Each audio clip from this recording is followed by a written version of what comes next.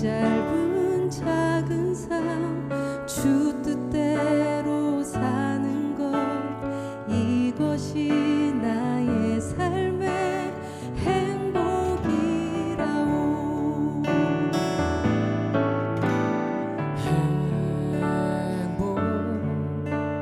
행복이라오. 세상은 알 수 없는 하나님 선물 이것이 행복이라오. 하나님의 자녀로 살아가는 것 이것이 행복이라오.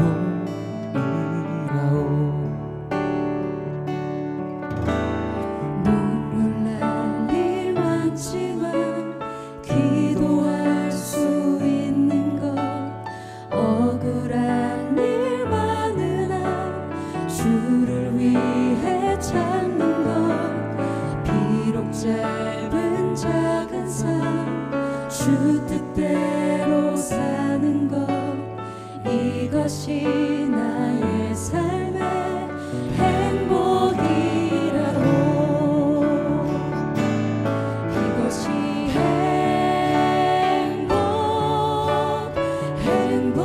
행복이라오. 세상은 알 수 없는 하나님 선물 이것이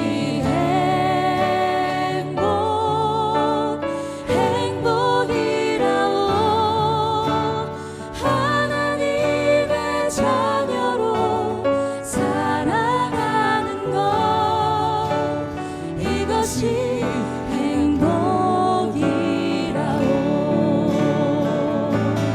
이것이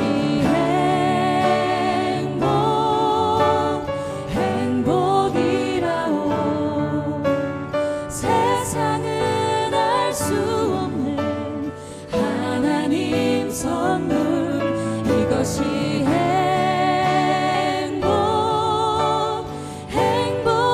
행복이라오. 하나님의 자녀로 살아가는 것 이것이 행복이라오.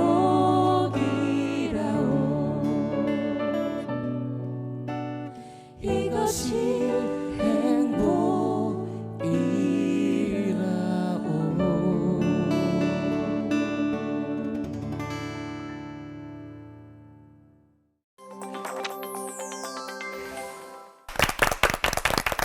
트리오로 세 분이 함께 불러주시니까 행복이 정말 풍성해진 그런 느낌입니다. 행복해졌어요. 네, 그죠.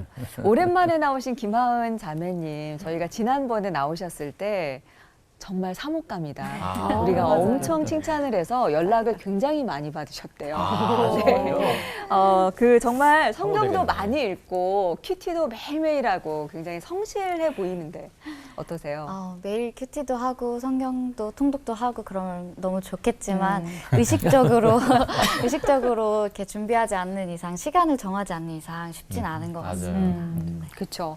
성경 통독이 과연 어떤 유익이 있을까? 오늘 올포원 주제거든요. 성경 통독 한 번 하기가 왜 이렇게 어려운 건가? 전도사님? 네. 왜 그런 걸까요? 우리 이제 신년 되면 다들 청년들 특히 청년 때 이런 계획을 세요. 1년 내가 그 신년 계획 중에 성경 통독 꼭 해야겠다 하고 마음 굳게 먹고 창세기부터 읽으면 창세기 너무 재밌어. 이 하나님 만드신 이 세계, 출애굽기 가면 모세 막 이 출애굽한 이야기 레위기에서 멈추게 돼.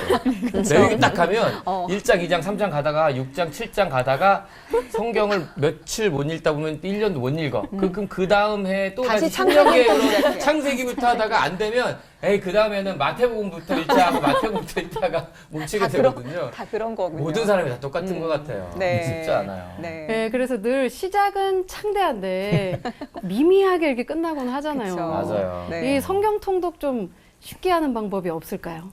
요새는 오디오 성경도 있고 드라마 성경도 있고 그쵸. 참 추천할 것이 많은데 좀 단점이 있다면 듣다가 잠이 드는 게 좀 그렇죠. 단점인 것 같아요. 어디까지 들은지 몰라요. 맞아요. 돌려 들어야 돼요. 장점 아닌가? 잠 안 올 때. 네. 성경 읽기가 참 어렵고 재미도 사실 좀 없는 것 같다는 생각이 들어요. 네. 그래도 목사님들은 뭔가 통독의 그 비법을 조금 알고 계실 것 같은데 저희보다는 김한원 목사님 설교부터 귀 쫑긋하고 들어보도록 하겠습니다. 네.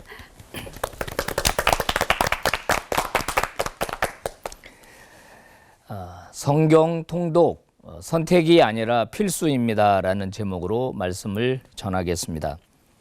성경책은 인간을 고통스럽게 하기 위해서 주신 책이 아닙니다. 성경책은 선물이죠. 하나님의 선물입니다. 자, 성경 안에서 하나님이 하나님의 백성들을 처음으로 만드실 때가 바로 이스라엘 백성들 아닙니까? 자, 이스라엘 백성들을 출애굽시키셔서 제일 먼저 하신 일이 그들에게 율법, 성경을 주신 거거든요. 시내산에서. 그리고 40년 광야 생활 끝나고 가나안 땅 들어가기 전에 모세를 통해서 수차례 그 안에 들어가서 섞이면 안 된다. 너희들은 하나님 백성으로서의 정체성을 가지고 살아야 된다. 이거 말씀하시면서 크게 두 가지를 강조하셨어요. 하나는 뭐냐면 절기입니다. 절기. 그러니까 안식일 절기, 매월 초하루, 그 다음에 1년에 한 번 대속죄일, 나팔절, 그리고 여러분 잘 아는 유월절, 오순절, 장막절. 그러니까 절기는 뭐죠? 예배예요. 예배. 제사를 통해서 하나님을 기억하라.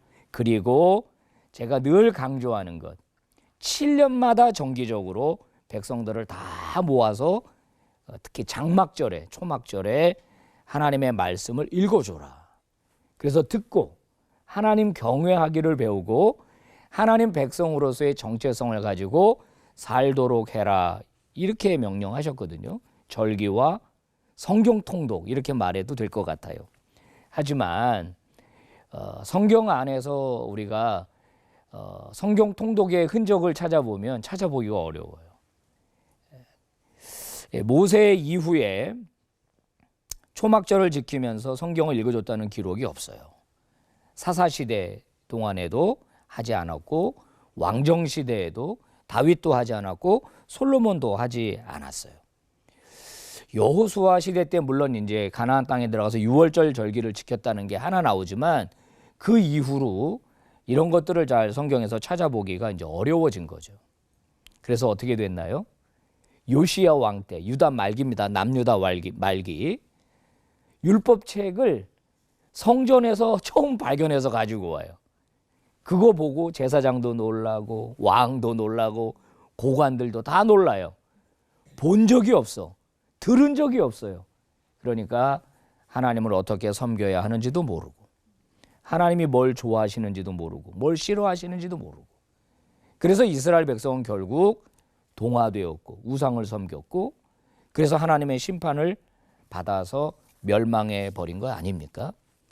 자, 저는 이제 한국 교회를 생각을 해봅니다. 제가 섬기는 교회도 생각을 해보고 어떤가? 성경이 이제 구하기도 쉬워졌고 굉장히 다양한 번역본도 있고 심지어는 이제 어플리케이션으로도 나와 있는데도 불구하고 제대로 이제 하나님의 말씀에 대한 순종이 우리에게 있는가? 아주 그냥 자신 있게 네 그렇습니다라고 말하기가 어려운 것 같아요. 자, 성경 통독 전문가들이 한결같이 하는 얘기가 있습니다. 뭐냐? 영화를 보러 가서 예고편만 보고 나오는 사람 없지 않냐. 처음부터 끝까지 다 봐야 영화 스토리를 알지. 아니면 중간에 들어가서 딱 한 30분 보고 나와서 내가 영화 봤다. 이런 사람 없지 않냐. 마찬가지다라는 거예요. 성경도 통독의 유익이라고 하는 건 전체부터 끝까지 하나님이 어떻게 역사하셨는지를 보게 될 때 새로운 감동이 찾아온다는 겁니다. 하나님이 인간에게 주시는 두 가지 복이 있는데 하나는 지혜를 주시고 두 번째는 사람을 만나게 하세요. 이 두 가지를 한 번에 해결하는 게 성경 통독이에요. 성경에는 하나님의 지혜가 있죠. 그죠? 그리고 하나님이 뭘 기뻐하시는지를 알아요. 뭘 하나님이 슬퍼하시는지를 알아요. 그래서 하나님의 뜻대로 살 수 있죠. 오늘 이 디모데후서 3장에서 말한 것처럼 성경을 읽으면 사람이 바르게 됩니다. 우리가 잘못했을 때 우리를 책망하시죠. 그리고 우리를 교육시켜 주세요. 그래서 하나님이 창조하신 피조물답게 살아갈 수 있게 해주는 것이 성경 유익이고 성경 통독의 유익입니다. 오늘 이 방송을 통해서 우리 시청자 여러분 꼭 2021년에는 성경 통독에 한번 도전해 볼 수 있기를 바랍니다. 기도하겠습니다. 하나님 아버지 감사합니다. 우리에게 귀한 말씀 주셨는데 저희들은 그 말씀을 읽지도 않고 읽어도 부분적으로 취사 선택하고 오용하고 남용합니다.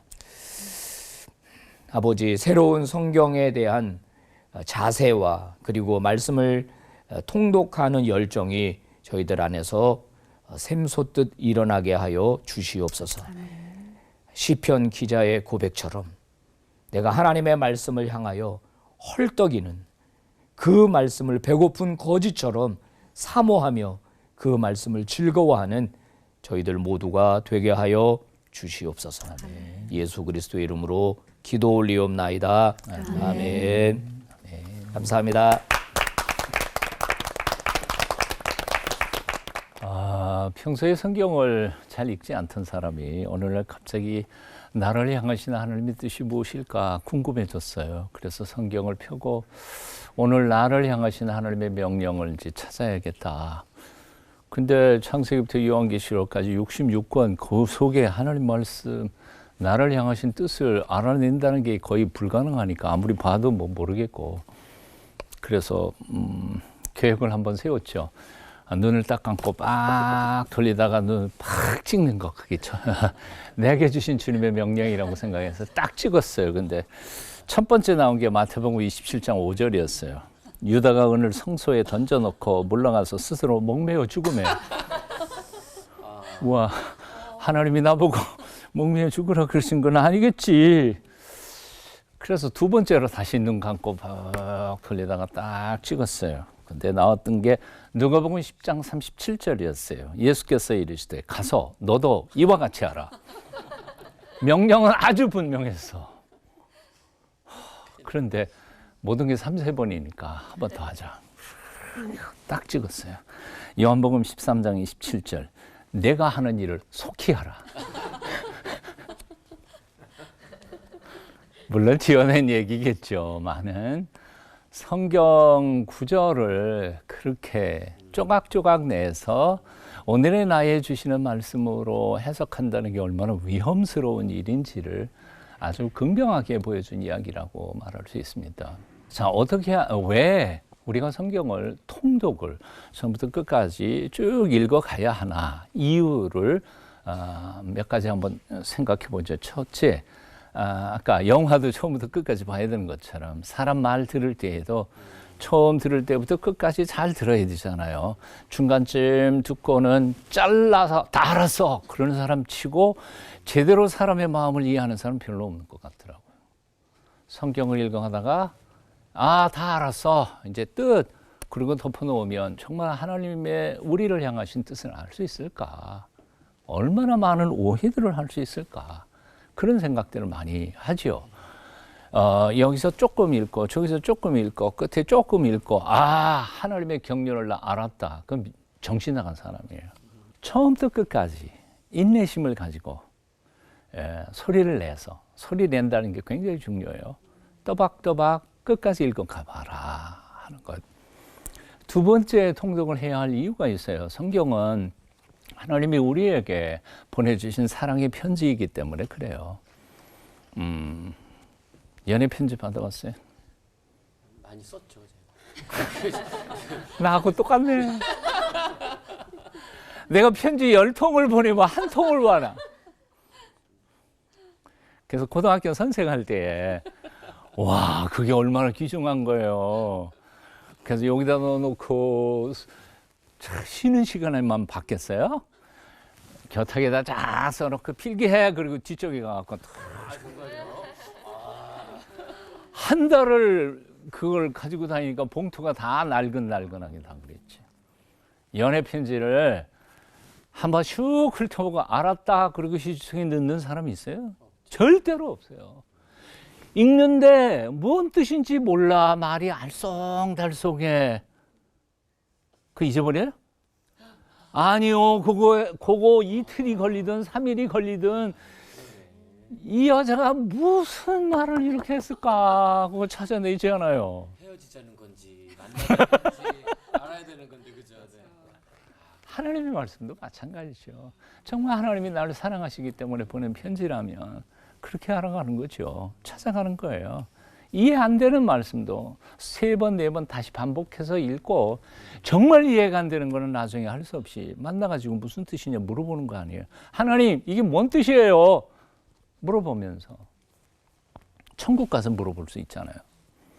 마지막 3번째 이유가 있어요. 현대인들이 현대 성인병에 걸리는 이유가 뭐예요? 편식 때문이잖아요.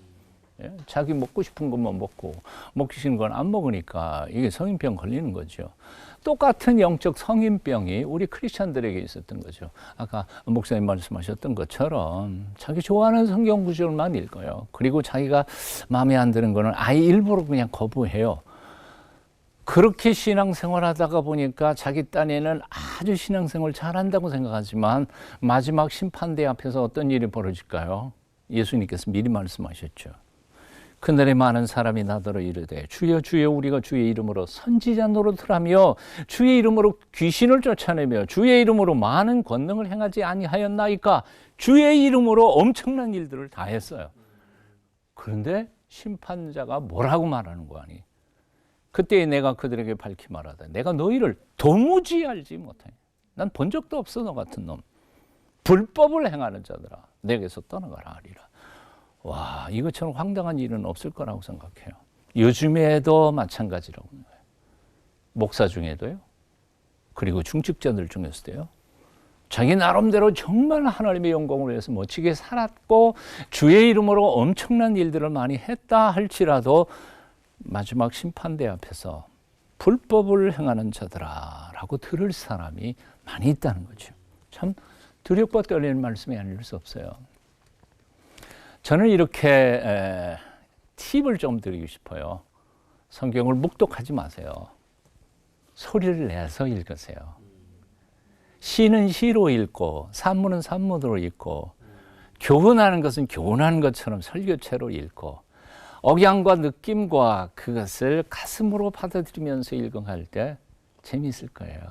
못 알아듣는 것도 재미있을 거예요. 자, 시편 1편에 복 있는 사람 누구예요? 날마다 주의 말씀을 묵상하며 그것을 즐거워하며 묵상이라는 말이 입에서 읊조리는 사람이 복 있는 사람이다. 복 있는 사람으로 한평생을 살아가실 수 있게 되기를 축원합니다. 기도하겠습니다.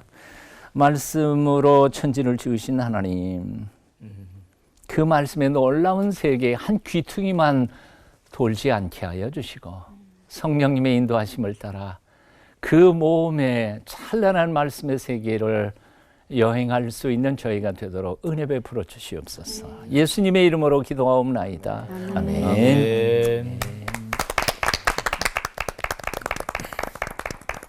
제가 39년 전에 만났던 분입니다. 그분은 젊은 시절을 제멋대로 살았다고 그래요. 그러다 어느 날 예수님을 만나고 교회 나갔는데 성경책을 3번 읽으면 통독을 하면 아주 좋은 가죽으로 입혀진 성경책을 준다고 그러니까 나 저런 성경책 받고 싶다 해서 읽기 시작했다는 겁니다. 제 기억으로는 그분이 2번째 읽을 때였다고 그래요. 사무엘서 어느 장면에서 그냥 콕 마음에 붙들렸습니다. 그러고 나서 그분 하는 얘기가 그래서 내가 목사가 됐어. 이 고생을 해. 그러더라고요. 네. 또 하나의 얘기는 이제 저희 작은 애입니다. 좀 먼 데서 목회를 하는데 한 3년 전인가요? 저한테 그 노트를 할 수 있는 성경이 나왔는데 그걸 좀 사서 보내라는 거예요. 그래서 제가 야, 너 2년 전에도 내가 사본했어. 이제 그렇게 얘기를 했더니 갑자기 뿅 하더니 카톡에 사진이 올라왔어요. 노트 성경 8권인가 9권이 꽂혀 있는 책꽂이를 이렇게 사진 찍어서 보내면서 제가 이 노트 성경으로 노트를 하면서 성경을 읽어요. 2000년도쯤에 나왔는데 그때부터 계속 2년 내지 3년씩 한 번씩 읽고 있습니다. 그렇게 얘기하더라고요. 그래서 아차하고 생각이 났어요. 내가 어느 때 한번 설교하는 걸 이제 들었는데 성경 66권을 어떤 주제에 따라서 쭉 랩을 하듯이 막 외워야 되는 거예요. 구약 다 하더니 신약도요? 하더니 신약 쭉 이런 거예요. 그냥 소름이 돋더라고요. 제가 그 원고를 빡빡하게다 적어가지고 왔어요. 이거 아마 풀어서 적으면 A4 용지 한 장 아마 거의 되지 않겠나. 이거 한 3, 4분 정도? 4분 안 된 것 같아요. 뭐 랩하듯이 막 외워야 되는 거예요. 아, 얘가 이렇게 해서 성경을 읽어서 그렇구나. 그리고 그 뒤에 뭐라고 또 써 있는 거 아니? 맨 마지막이 마라나타 주 예수의 오시옵소서 우리가 기다리며 장차 오실 예수님으로 증언이 되고 있습니다. 할렐루야. 말씀을 읽으면 구원의 기쁨을 경험합니다. 말씀을 들으면 지혜를 경험합니다. 말씀을 가까이 하면 위로를 경험합니다. 말씀을 믿으면 능력을 경험합니다. 말씀을 전하면 기쁨을 경험합니다. 말씀은 복음 예수 그리스도이십니다. 개인적인 학습과 묵상을 통해 정리한 내용입니다. 짧은 시간 설교 속에서 전하기 위해 요약한 것으로 사람마다 각 책을 보는 관점마다 견해가 다를 수 있습니다. 제가 고마웠습니다. 제가 군대 처음에 갈 때 너 군대 생활할 때 성경 3번 읽을 수 있을까 했던 그런 아이였거든요. 그래서 고마웠습니다. 근데 성경 통독이요 쉽지 않아요. 그 유전도사님이 뭐 창세기 또 읽고 나중에 난 내 얘기 어디서 듣고서 하는 줄 알고 깜짝 놀랐어요. 저는 20살 무렵에 교사 강습해 오신 목사님 때문에 성경 통독할 것을 약속을 합니다. 근데 해마다 창세기 참 열심히 읽었어요. 그러고서 다음에 시작하는데 뻔뻔하게 나 작년에 창세기 읽었으니까 출애굽 그건 못하겠더라고요. 한 10년쯤 지난 다음에 전 시골에서 교사 강습했는데 서울 시내버스에서 그 목사님을 만나요. 제 목사님 곁에 가가지고 인사를 했더니 뭐 모르시죠. 옛날 시골 노예에서 했던 어떻게 알겠어요. 목사님, 제가 목사님과 성경 통독하기로 약속했던 사람입니다. 그리고 못 읽었다는 얘기를 고백했죠. 근데 화 안 내시더라고요. 그러시냐고. 그리고 제가 이제 내릴 때도 내리는데 그때 고백을 하고 나니까 얼마나 시원한지 10년 체력이 확 내려간 것 같아요. 근데 그냥 내렸으면 얼마나 좋아. 이만큼 오다가 다시 돌아가가지고 목사님 제가 금년에는 꼭 읽겠습니다. 그러고도 한 2, 3년 지난 다음에 제가 뒤늦게 신학에 입문하는데 신학에 입문한 다음에 비로소 성경을 창세기에서 요한계시록까지 읽었습니다. 쉽지 않아요. 그런데요. 성경을 읽는데 시간이 얼마나 소비되느냐 아마 집에서 계산해 보세요. 한 페이지 읽고 내가 얼마나 걸리나 하고 그걸 페이지로 헤매 보세요. 그렇게 오래 많이 걸리지 않아요. 하루에 8시간, 7, 8시간만 읽으면 한 열흘쯤 읽으면 다 읽을 수 있는 양입니다. 잠도 자지 않고 성경 읽는다면 아마 사흘 좀 넘으면은 창세기에서 요한계시록 다 끝낼 수 있는 그런 성경입니다. 저는 그 쉽게 이루지 못한 가장 큰 이유 중에 하나는 이런 것도 있다고 봐요. 게으름이라기보다는 너무나 욕심, 다 알고 넘어가고자 하는 그런 욕심, 그런 것들이 있지 않았을까 그런 생각이 들 때가 있습니다. 그러나 다시 말씀드리는 것은 성경 통독은 유익합니다. 유익합니다. 성경 66권을 하나의 옹달샘이라고 본다고 하면은 그 옹달샘이 사막에 있을 수도 있고 숲속에 있을 수도 있고 아니면 벌판에 있을 수도 있고 돌짝밭에 있을 수도 있습니다. 하나하나의 가치를 알 수가 있고요. 또 전체적인 통찰력을 가질 수 있고 그 목사님들이 말씀하신 대로 그 맥 흐름까지도 파악할 수 있는 그런 유익함이 있다고 볼 수가 있습니다. 그러니까 성경은 통독하는 것 권하고 싶습니다. 그저 뭐 때에 따라서는 읽을 때 좀 팁을 하나 드린다면 저는 역사를 염두에 두고 읽었으면 좋겠어요. 성경에 역사가 들어 있습니다. 성경을 역사를 염두에 두고 읽으면 평면적인 것이 입체적인 거 드러날 수 있어요. 또 요즘에는 성경 그 번역 버전이 얼마나 많은지 몰라요. 현대 버전. 한 번 읽으면서 두세 번의 효과를 거둘 수 있는 것은 개역 개정만 가지고 읽지 말고 현대인의 성경, 심지어는 어느 버전은요, 예수님께서 공중에서 설교하신 것은 경어로 되어 있는, 보편적으로 성경은 다 반말이잖아요. 근데 경어로 되어 있는 그런 번역도 우리나라 판가운데 나온 게 있습니다. 그러니까 여러 버전을 좀 뒤 교차해 가면서 읽었으면 좋겠어요. 꼭 한 가지 기억할 것. 성경 읽는 숫자에 너무나 집착하지 마세요. 성경 읽기 횟수와 신앙의 삶이 결코 비례하지 않습니다. 오히려 교만해질 수도 있습니다. 그 점은 주의해야 될 점이라고 생각이 듭니다. 너희가 내 안에 거하고 내 말이 너 안에 거하면 너희가 무엇이든지 원하는 대로 구하라. 중요한 것은 하나님 말씀이 나와 한 몸이 되는 것, 한 살이 되는 것, 그게 중요합니다. 그렇게 된 다음에 비로소 무엇이든지 해요. 한 살이 되지 않은 다음에 구하니까 자기 욕심 구하느라고 정신이 없는 것이죠. 너희가 내 안에 거하고 내 말이 너 안에 거하면, 요한복음 15장 7절에 있는 말씀입니다. 이는 통독은 횟수가 아니라 우리가 말씀과 하나가 되는 것, 이걸 목표로 해서 통독에 집중하셨으면, 우리 시청자 여러분도 그러셨으면 참 좋겠습니다. 기도합니다. 아버지, 감사합니다. 저희를 주의 백성으로 삼으시고 또 허락하신 말씀에 도전할 수 있는 기회를 다시금 허락하십니다. 말씀을 읽을 뿐만 아니라 말씀이 내 안에, 내 말에 너희 안에 거하면 말씀하셨는데, 말씀과 한 몸이 될 수 있는 저희 모두가 되게 하옵소서. 예수님의 이름으로 기도합니다. 아멘. 아멘.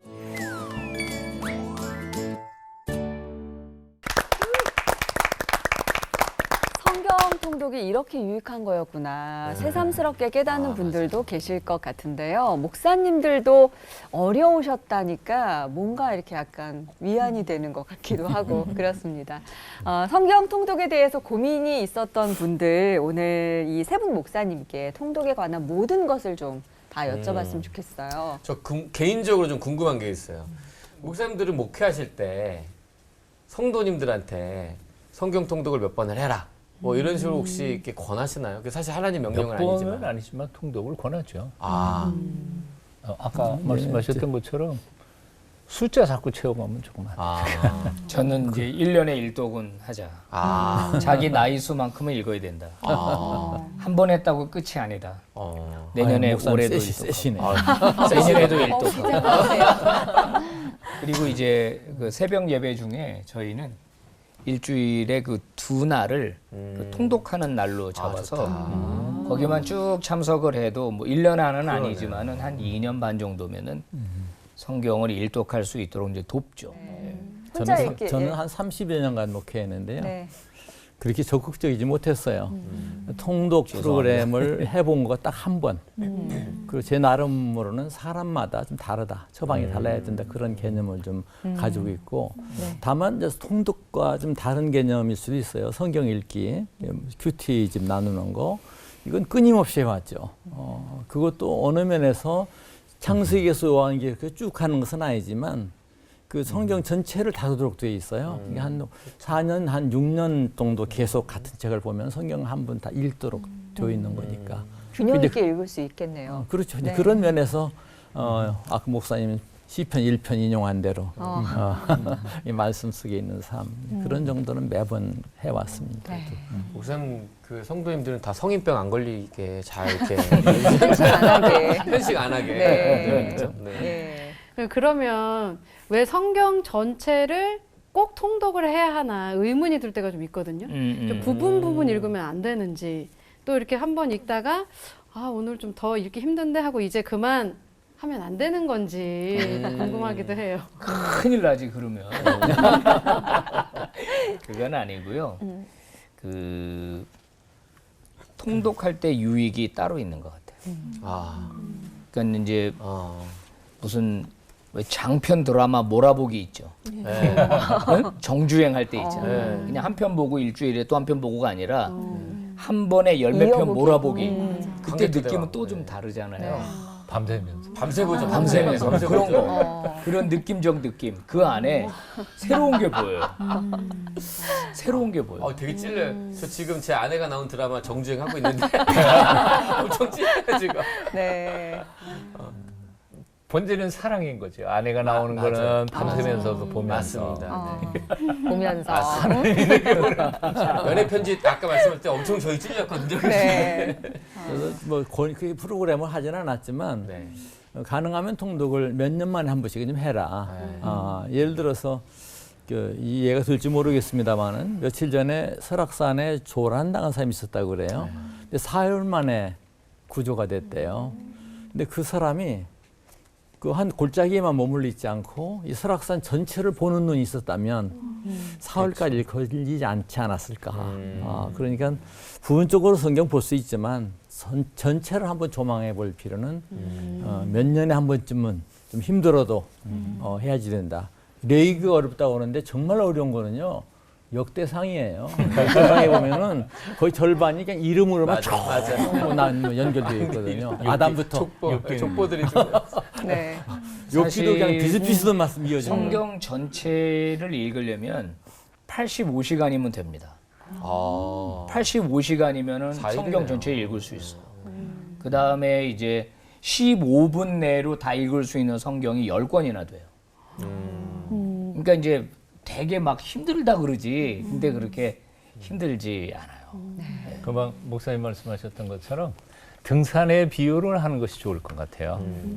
뭐냐면 우리가 자꾸 이해나 이런 거에 너무 치우치다가 보니까 성경 읽다가 또 걸리고 이건 무슨 뜻일까 그러다 보니까 진도가 안 나가서 그렇지 등산할 때 어떻게 하세요?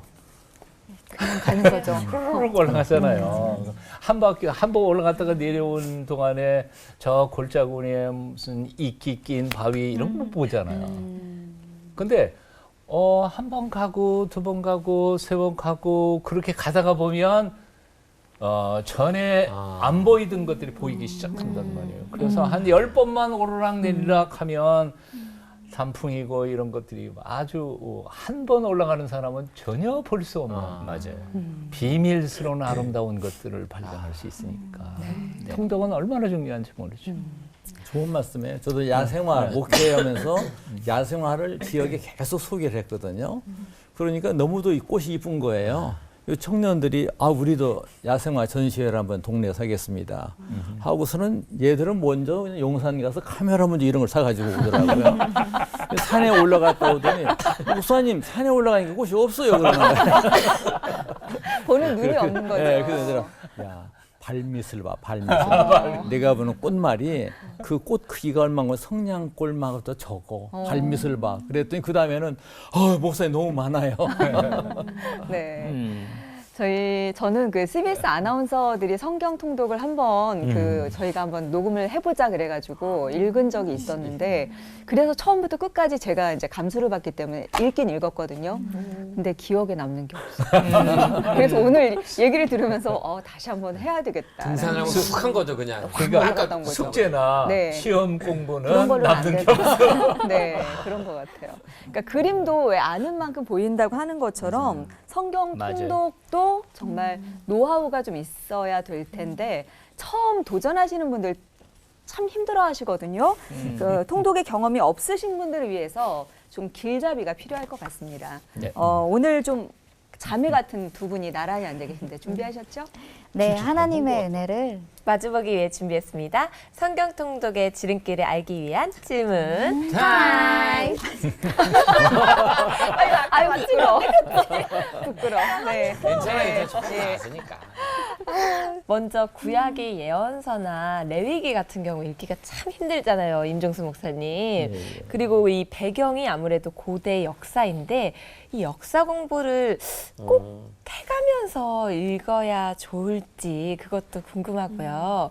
어려운 그런 성경을 읽을 때 목사님께서 은혜 받으신 적이 있는지 그것도 있으시면은 얘기해 주시면 감사하겠습니다. 마주보고 얘기해야 되나요?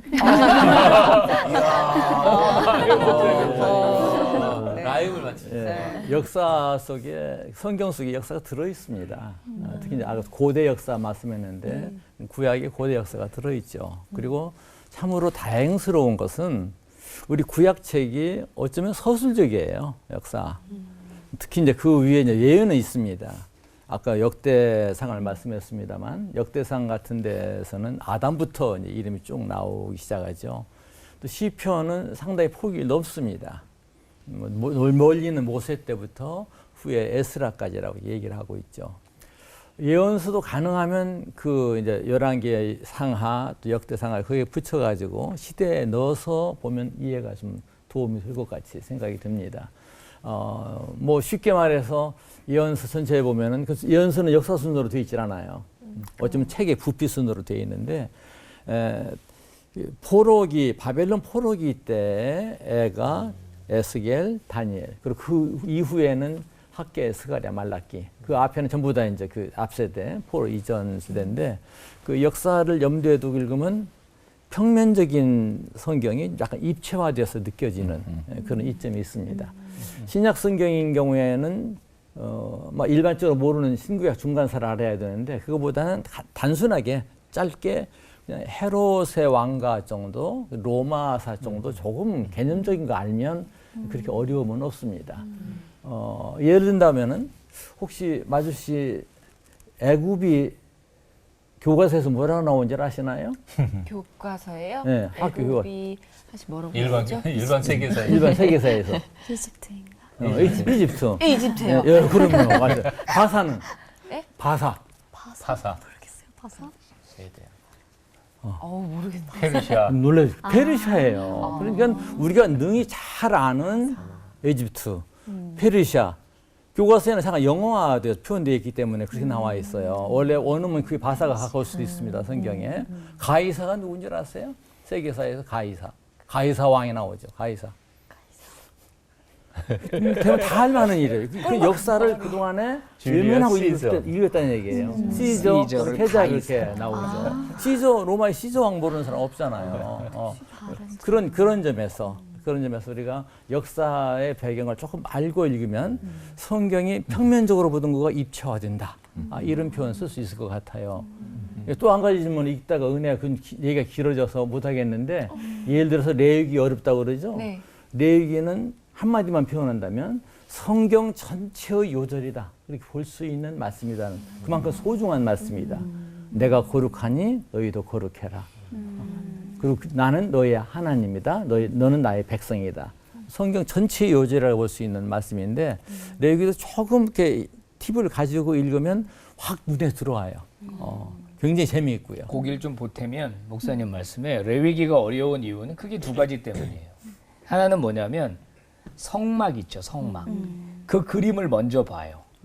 그림을 먼저 보고 성막 안에 있는 기구들이 몇 개 없거든요.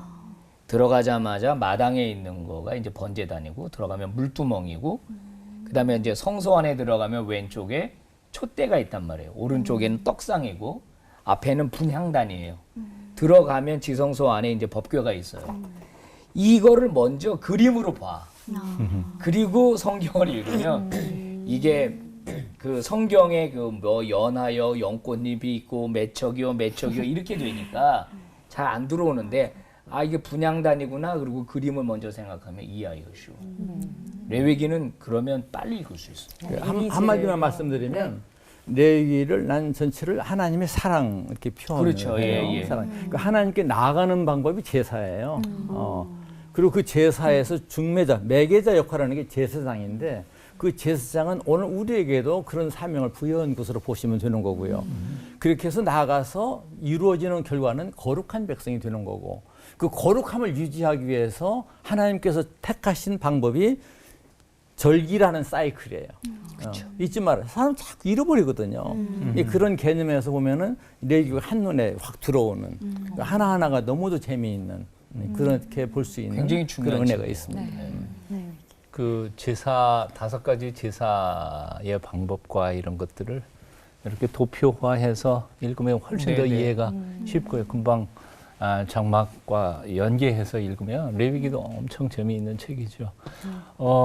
금방 임 목사님 말씀하셨던 것처럼 사실은 역사의 줄거리를 알고 통독하면 정말 입체적으로 성경이 이해가 되는데 이걸 돕기 위해서 하용조 목사님 살아계실 때에 두란노에서 연대기 성경이라는 걸 만들었어요. 맞아요. 그게 뭐냐면 역사, 지금 성경은 창세기 출애굽기 이렇게 돼 있잖아요.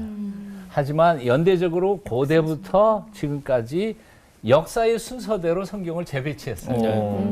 그러니까 연대기 성경을 읽어보시면 이게 여기서 나오는 얘기구나 하는 것들을 연대기 성경 두란노하고는 무슨 상관없어요. 사서 한번 읽어보시면 네. 역사적으로는 도움이 되실 네. 테고 또 하나 혹시 톨스토이나 도스토옙스키 이름이 조금 힘드는데 그들의 그 장편 소설 같은 것들을 읽어보신 적이 있으세요? 부활이나 뭐 전쟁과 뭐 평화 이렇게 두꺼운 거 거기에 사람 이름이 엄청나게 나와요. 엄청나게 많죠. 엄청나게 많죠. 도대체 이게 뭐가 뭐건지 모르잖아요. 근데 그런 고전을 읽는 방법이 뭔지 아세요? 그거 그냥 읽으면 하나도 남는 게 없어요. 그래서 앞에 항상 그 고전에는 앞에 인물 소개가 있어요. 요 사람은 누구고, 요 사람 누구고, 요 사람 누구 아들이고, 뭐 요 사람 미워했고, 뭐 어쩌고, 뭐 이런 도표가 있는데 성경도 마찬가지예요. 수많은 사람들을 그러니까 몇 가지만 있으면 돼요. 역사 기록 도표 하나, 사람들 족보, 그리고 중요한 인물들 이렇게 도표, 그리고 성경 지리. 요 몇 장에 뭐 키가 돼봐야 아마 한 15장에서 20장밖에 안 될 거예요.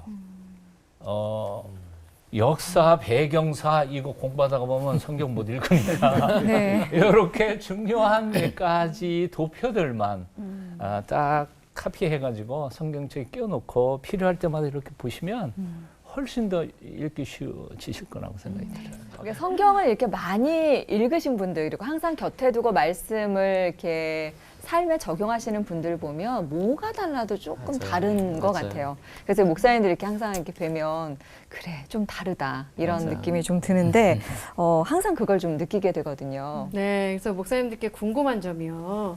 성경 통독을 이제 여러 번 이렇게 하시다 보면 안 보이던 게 보이고 또 새롭게 깨달아지셨던 게 있으셨을 것 같은데 그런 것과 또 초막절 교훈처럼 이렇게 통찰력이 생기셔가지고 어떤 문제가 딱 해결이 되셨던 뭐 그런 일들이 있으시면 그런 사례를 좀 얘기해 주시면 좋을 것 같아요. 통독에 유익한 점. 저는 이제 부교육자 시절에 담임 목사님이 이제 저보고 김한원 목사가 통독을 한번 인도해봐라 이런 이제 오다를 줘서 통독에 처음 관심을 이제 갖게 되고 그런 세미나에 참석도 해보고 또 자료도 보고 연구도 하고 직접 이제 쭉 인도도 벌써 여러 번 많이 했죠. 그렇게 하면서 언젠가 한 번은 이제 통독을 다 끝냈는데 하나님의 마음이 제 안으로 쑥 들어왔어요. 창세기부터 말라기까지 읽어보잖아요. 하나님의 마음이 얼마나 속상했을까. 여러분 말라기가요 비참하게 끝나거든요. 하나님이 우리를 어떻게 사랑하셨나요? 하나님이 우리를 사랑하셨다고요? 유대인들이 이렇게 반문하면서 끝내는 책이 말라기예요. 포로 이후거든요. 아니 하나님이 얼마나 사랑했는데 얘네들 이따위 소리를 하고 있나. 그리고 예수 그리스도가 오시고 마지막에 새하늘과 새 땅이 되면서 아멘 주 예수여 어서 오시옵소서 끝나는데 제가 통곡이 터졌어요. 막 눈물이 막 나는 거예요. 그 안타까운 하나님의 마음이 저한테 임하니까 막 통곡이 터져 나오는데요. 성경을 읽고 얼마나 울었는지 모르겠어요. 제가 그때 목사였어요. 성경을 안 읽었던 게 아니에요. 근데 전체를 보면서 제가 부탁하고 싶은 건 꼭 성경 읽으면서 하나님의 마음을 좀 헤아려라. 하나님의 어떤 마음이신지 좀 헤아려라. 죄송하지만 하나님 뜻대로 안 돌아가고 있어요, 세상이. 이스라엘이 하나님 뜻대로 안 돼요, 지금. 그렇게 안 움직인다고, 이스라엘이. 결국 하나님 마음에 대못받고 끝나는 게 구약이에요. 그런데 신약 시대까지 와서 이런 일이 반복되면 되겠는가. 그래서 통독을 이야기하는 거고, 이제 그런 정말 큰 유익이라고 저는 얘기할 수 있고, 아마 저 말고도 성경을 제대로 읽고 하나님의 마음을 느낀 사람들은 다 아마 눈물 흘릴 거라고 저는 생각해요. 그게 제일 큰 유익이었어요. 그런데 그러고 나니까 큰 변화가 일어나죠. 통독이 숙제처럼 여겨지진 않아요. 그냥 하고 싶고 읽고 싶고 보고 싶고 이렇게 되죠. 그렇게 됩니다, 성경이. 나의 사랑하는 책 이렇게 됩니다, 진짜. 네. 태도가 바뀝니다. 네. 서 목사님. 저요? 네. 저는 목사 입장에서 성경 통독의 유익에 대한 이야기를 조금 해보고 싶어요. 젊은 시절에는 사회에 이슈화된 문제들에 대하여 목사가 그것을 성도들에게 방향 제시를 해야 된다고 생각해서 그렇게 주제별 혹은 그때 당시 이슈가 된 문제들에 대해서 설교를 했죠. 근데 어느 순간인가 네, 하나님이 정말 이 주제에 대해서 우리 교인들에게 지금 선포하라고 하는 게 하나님의 생각이신지 내 생각인지 모르겠더라고. 오히려 내 생각이 훨씬 더 많이 들어가는 것 같아. 정치적인 이슈라든지 사회적 이슈라든지 이런 것들은 물론 기도하면서 성령의 은혜로 가지만 그런데 어느 순간부터 그냥 차례대로 설교를 하다가 보니까 평생을 성경을 연구했는데 새롭게 성경이 보이기 시작하는 거예요. 그리고 교인들도 다음 주에 본문이 무엇인지 아니까 그리고 먼저 전 이해가 1장부터 쫙 해서 공부했고 또 배경 얘기, 뭐 지리적인 얘기, 역사적인 얘기 다 함께 공유하면서 가니까 설교가 더 깊어지더라고요. 그리고 교인들도 그냥 그야말로 편식해가지고 뭘 성경을 이해하는 게 아니라 같이 성숙해가는 거예요. 진작 알았더라면 좋았을 텐데 이제 은퇴할 쯤에 이제 알아. 철이 이제 들었어. 통독과 성경 전체를 처음부터 끝까지 그냥 강해해 가는 것이 하나님의 뜻인 것 같아요. 네. 전적으로 공감하는 거가요. 네. 저는 다행히 은퇴하기 한 10년 전에 그런 갈등을 느꼈어요. 네가 뭐라고? 네가 얼마나 기도를 많이 하고 내 말을 찾아서 여기저기 갔다 하느냐, 막이느냐. 쭉 그런 느낌이 와서 저는 상세히부터 쭉 가지는 않았지만 어느 한 책을 정하고 그 책 끝나고 그 사이에 목회자 입장에서 우리 상황에 맞는 메시지가 필요할 때가 있어요. 한 두세 번 그러고 다시 다른 책으로 이렇게 들어가고 전적으로 공감이 갑니다. 맞습니다. 오늘 성경 통독의 유익에 대해서 듣고 있는데 저도 이제 성경 통독을 해보려고 또 여러 번 뭐 다른 책도 자료도 구해다 놓고 했었는데 항상 보다가 말았거든요. 근데 그거 끝내야 되겠다는 생각 좀 들었습니다. 인생 사용 설명서가 성경에 다 있는데 그 지혜들을 잘 받아야 되겠죠. 자, 오늘 받은 은혜들이 있을 텐데 한마디씩 정리하면서 맞춰보도록 하겠습니다. 성경 통독은 우리에게 네모다. 임종수 목사님부터. 전 짐이요 힘이다 이렇게 말하고 싶어요. 읽는다는 자체가 굉장히 무거운 짐이거든요. 네. 힘들게 여겨지고요. 근데 정작 읽고 나면 우리의 삶의 힘이 된다. 그런 면에서 짐이요 힘이다 이렇게 정의해 보겠습니다. 네. 시냇가에 심겨진 나무 다 뭐 날마다 푸릇푸릇하게 성경 통독하다가 보면 그렇게 사는 게 복 있는 인생이니까요. 네. 네. 김 목사님. 나에게 성경 통독이란 대하 드라마다. 대하 드라마. 그 안에 수많은 교훈과 책망과 또 뭐 여러 가지가 들어있죠. 네. 네, 저는 그렇습니다. 네, 우리 올포원 가족분들 어떤 은혜를 받았는지 한마디씩 정리할 텐데요. 하은 자매부터 아, 네. 시작할까요? 나에게 성경 통독은 지도다 이렇게 표현하고 싶은데요. 제가 되게 소문난 길치거든요. 근데 한번 내비를 봐도 잘 길을 못 찾는 게 저의 이렇게 약점이에요. 근데 성경을 딱 이렇게 비교했을 때 한 번 읽었을 때는 진짜 잘 모르겠는데 모르는 것에서 멈추지 않고 계속 보다 보면 길이 보이고 조금씩 옆에 있는 건물 이름도 이렇게 눈에 들어오고 이렇게 되더라고요. 그래서 성경은 나에게 지도다 이렇게 얘기할 수 있을 것 같습니다. 네. 예. 저에게 성경 통독은 이와 같습니다. 정말로 지도를 생각했는데 선생님이 지도를 딱 하셨는데 정말 설명도 제가 딱 하라고 했는데 더 잘하셨어요. 네. 그래서 저는 인생의 내비게이션이라고 내비게이션이다라고 얼른 해봅니다. 네. 지도보다는 업그레이드다. 네. 그런 때는 찌찌뻥 그러는 거야. 아까 이거는 진짜 네. 내비게이션. 네. 자, 오은 자매님은 네, 성경 통독은 나에게 방학 숙제다. 어, 미루면 안 된다. 네. 저는 아까 답을 말씀해 주셨어요. 네. 성경 통독은 나에게 인생 사용 설명서다. 네.